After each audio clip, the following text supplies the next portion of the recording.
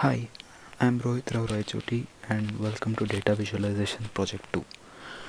So as part of this project, I've implemented data analytic features on top of a particular data set.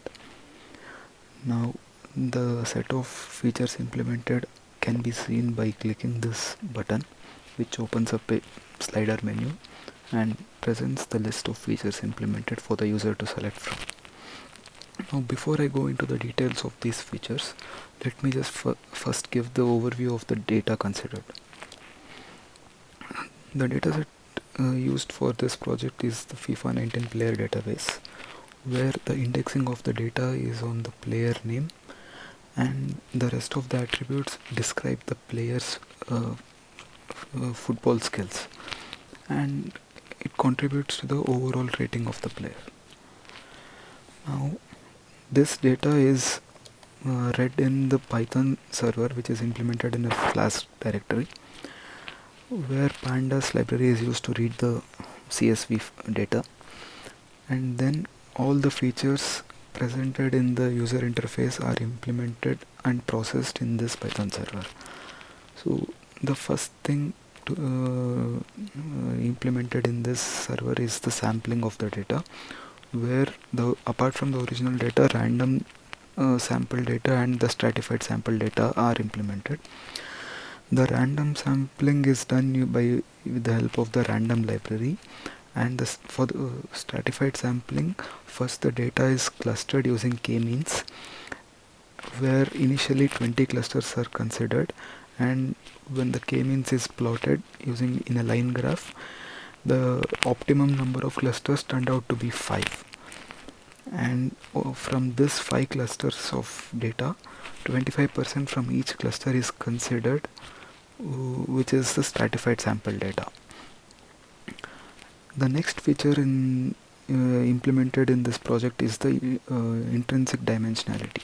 To get the dimensionality of this data, first the data is scaled using a standard scaler so that the mean of the data is 0 and the variance is 1. Once the data is scaled, the data is normalized using the PCA library, and initially the number of components are set to 20, and when the scree plot is plotted in D3 for this data, the number of dimensions for this data turned out to be 5, which is further used in the processing of the data.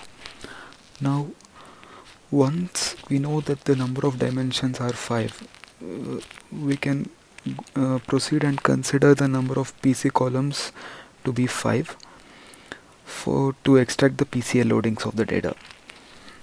And all these features are implemented on top of all the 3 types of data, which is the original data, random data, as well as the stratified data.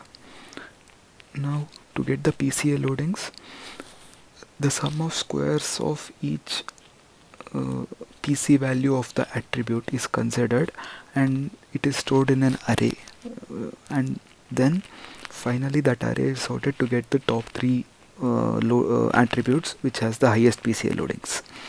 That is implemented using this sorted API, and finally the first 3 indices in this sorted array will have the top 3 PCA attributes. And the next feature in this list is the MDS implementation, where the 2 variants of MDS, Euclidean and the correlation MDS, are implemented. For the Euclidean MDS, the data is passed into the MDS API, where the number of components are set to 2. Since we are analyzing MDS1 versus MDS2, the number of components are set to 2. And the same goes here, where all 3 types of data are considered: original data, random data, and stratified data. And for the correlation type of MDS, first the pairwise data is computed using the pairwise distances API, and the metric is passed as correlation. It computes the distance of each pair of attributes considered, and finally this pairwise data is passed into the MDS model to get the final MDS data. So as it can be observed, all this processing of data is implemented in the startup of the Python server,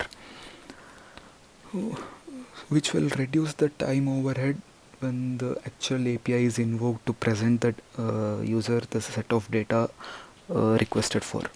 So when a particular data is requested by the user, this pre-computed data is just passed to the client system, which is implemented in D3. So this data which is already computed in the start during the startup is just returned to the client, and the client uses the uh, D3 functionalities to present that data in the user interface. As it can be observed here, it gets the data by invoking the Python API using this URL, and the data is received in the D3 client, and this data is further used to present the graphs requested by the user. Now coming back to the features implemented, so the user will have the option to select any of the desired features from this slider menu. Like if the user selects for the intrinsic dimensionality of the data, a scree plot is presented where the x-axis will have the PCA components and the y-axis will have the variance of the component in the data. Now hovering over each bar will give the statistics of the data for that particular PCA component. Now as it can be observed, for PCA1 the number of players falling in this category or showing that much variance are around 65%, and this is for the original data. And similarly for PCA2 we can observe the number of players are around 13%, and similarly for each PCA bar. And when it hovers over PCA5, it also says that this is the intrinsic dimensionality point, as the threshold set for the intrinsic dimensionality is at 2%. So if you see further than PCA5, then a percentage of players is less than 2%. Hence the intrinsic dimensionality point of for this data will be PCA5. And similarly, the same feature is implemented on top of random sample data and stratified sample data, where there is a bias introduced as it is on a different set of data. Here the percentage of players for PCA1 is around 64.1%, which is whereas the percentage of players for the original data was in PCA1 was around 65%. And similarly each PCA will data will vary accordingly. And the next feature in this list is the 2D scatter plot of the top two PCA vectors. So when this scatter plot is selected, the PC1 versus PC2 values are selected and loaded using a scatter plot, and hovering over any of the scatter points will present its y-axis value, and it focuses on that particular point, and when the mouse is hovered out of the data, it moves back to its original shape. The next feature in this list is the MDS scatter plot, where the MDS1 versus MDS2 is plotted for both Euclidean type of data as well as the correlation data. Now even in this case, when the mouse is hovered over any of the points, it shows the y-axis value of that particular point.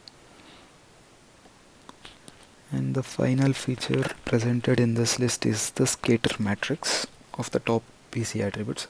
As explained before, the top PCA attributes are extracted from the PCA loadings, where the sum of squares of each attribute are considered and then sorted, and the first three attributes are finally considered as the top attributes of the data.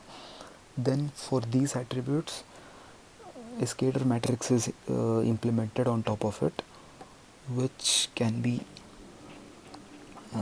seen by clicking that feature.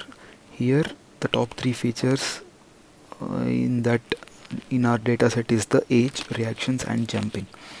So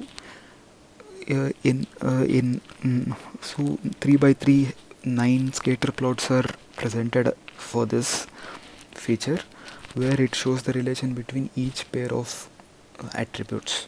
So age versus age is a linear relation, whereas age versus reactions is a more scattered, and similarly the same goes for the other relations. And once again, all these attributes are implemented for random data as well as for stratified data. Thank you so much.